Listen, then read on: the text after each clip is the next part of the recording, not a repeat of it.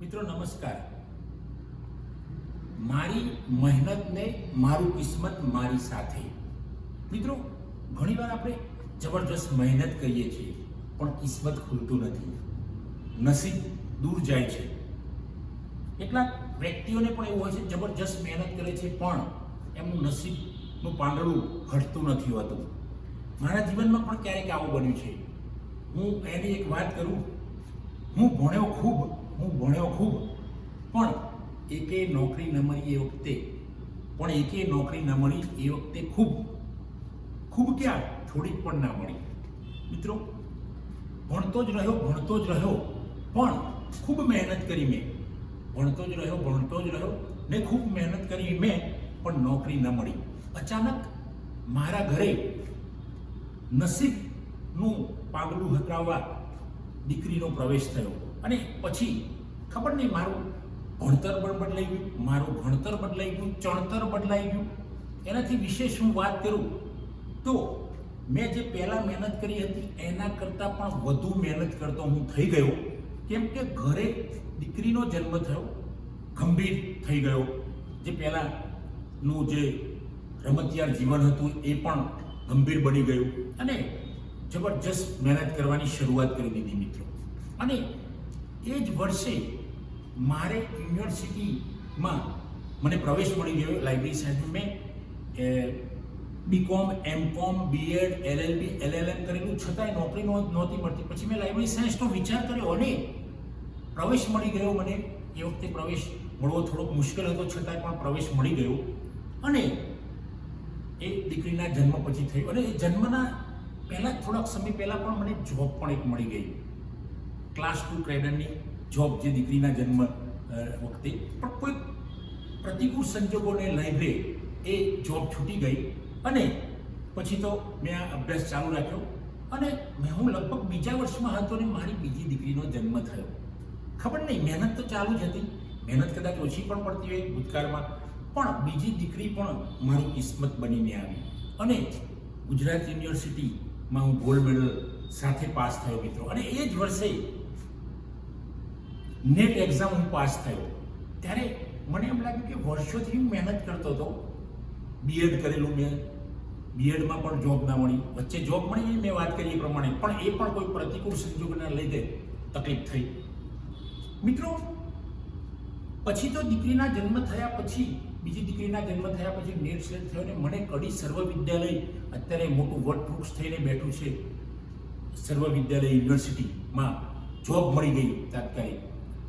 તો મારી મહેનત પણ મારી દીકરીઓ છે, નસીબ અથવા તો કિસ્મત પણ દીકરીઓ છે. કારણ કે હું પહેલાં મહેનત કરતો હતો પણ દીકરીઓને આવ્યા પછી મારી મહેનત કદાચ વધી ગઈ એવું મને લાગ્યું. અને મહેનત વધવાનું કારણ એમનો ઘરમાં પ્રવેશ, મારા પરિવારમાં એમનો પ્રવેશ થયો અને મારી જે ગંભીરતા આવી એના લીધે મહેનત વધી. અને મહેનત તો વધી મિત્રો, મહેનત તો બધા જ કરે છે પણ મહેનતનું ફળ મળતું નથી હોતું બધાને. 28 થી 30 વર્ષ સુધી હું ભણતો જ રહ્યો અને પછી તો મને જોબ મળી ગઈ લગભગ 30 વર્ષે. પછી તો દીકરીઓના જે ઘરમાં એમનો કોલાહલ, એમની ચહક, એમ કંઈ મને તો એવું લાગે છે કે કોઈ પરમ શક્તિએ આ બંને દીકરીઓના માટે જ એમણે મને જોબ આપી હશે, મને ભણવામાં ગોલ્ડ મેડલ અપાવ્યો હશે અથવા તો નેટ સ્લેટ પાસ. મહેનત તો ખરી પણ ફરીથી રિપીટ કરું છું, કિસ્મત પણ સાથે હશે એવું મને થયું, વખતે ફિલિંગ થયું અને સતત પછી તો હું આગળ વધતો રહ્યો. એટલે મિત્રો મારો કહેવાનો અહીંયા મિનિંગ એ છે કે ઘણીવાર આપણા કિસ્મતમાં, આપણા જીવનમાં, આપણા સહકારમાં કોઈ વ્યક્તિનો પ્રવેશ થાય છે ને કદાચ આપણું નસીબ બદલાઈ જાય છે. ત્યાં ઘણીવાર મહેનત પણ કામ કરતી નથી એવું મેં પણ ફીલ કર્યું છે વ્યક્તિગત રીતે. હું હાર્ડવર્કમાં જ માનું છું, હું મહેનતમાં જ માનું છું, સાયન્ટિફિક રીતે જ કહું છું, પણ છતાંય કોઈ પરોક્ષ શક્તિ, છુપી શક્તિ જે કંઈ કામ કરી રહી છે કે બધાને જ મહેનતનું ફળ મળે છે એવું નથી. ઘણા માણસો જબરજસ્ત મહેનત કરે છે પણ એમને ફળ નથી મળતું. અને કોઈક માણસ એવો છે કે કંઈ મહેનત ના કરી હોય અથવા તો ઓછી મહેનત કરી હોય છતાં પણ એને એ પેલા નસીબના લીધે એને બધું મળી જતું હોય છે. આપણે જોઈએ જ છીએ કે ઉદ્યોગપતિઓ, મોટા મોટા સેલિબ્રિટી, એમના ઘરે જે જન્મ લે છે એ તો કિસ્મત લઈને જ આવે છે. એ તો એવું કહેવાય કે ભાઈ સોનાની ચમચી લઈને આવે છે. તો જીવનમાં મિત્રો આવું ઘણીવાર બને છે કે મહેનત અને કિસ્મત, મારી જોડે મારી બે દીકરીઓ મહેનત અને કિસ્મત છે, કારણ કે એમના લીધે મારી મહેનત વધી અને એ એમનું કિસ્મત લઈને જો આવી પણ સાથે સાથે મારું કિસ્મત લઈને પણ આવી.